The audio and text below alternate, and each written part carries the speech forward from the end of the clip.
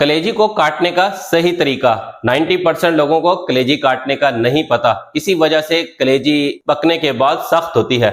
लेकिन जिस तरीके से हम आपको बता रहे हैं, आपने इस तरह काट कर लिया तो फिर कलेजी 100% सॉफ्ट, जूसी और टेस्टी बनेगी। कलेजी मिनटों में पकती है, जो आप घंटों में बना रहे होते हैं। कलेजी के ऊपर प्रोटेक्शन लेयर होती है, इस लेयर को हटाना है। इस लेयर को हटा देंगे तो कलेजी इतनी नरम है, आप हाथ के साथ मसलेंगे, कलेजी कीमा बन जाएगी। एक साइड पकड़नी है और ये फिंगर के साथ हल्का सा प्रेस करें, फिंगर रखने की जगह बन जाएगी। अब ये फिंगर के साथ आराम से इस तरह करते जाएंगे, खुद ब खुद लेयर हटती जाएगी।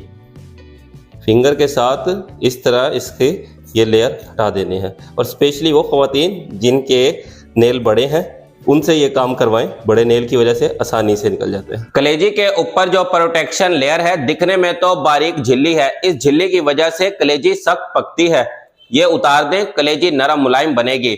झिल्ली को उतारने के बाद ये वाला हिस्सा कट कर देना है। कलेजी को काट लेते हैं। काटते हुए एक चीज का ख्याल रखना है, हाथ के साथ इस तरह चेक करना है, आपके फिंगर सेंसर हैं। कलेजी में अगर कोई स्टोन हुआ या कलेजी खराब हुई तो फौरन से पता चल जाएगा, वो हिस्सा निकाल देना है। कलेजी को 1 बाइट के हिसाब से काटना है।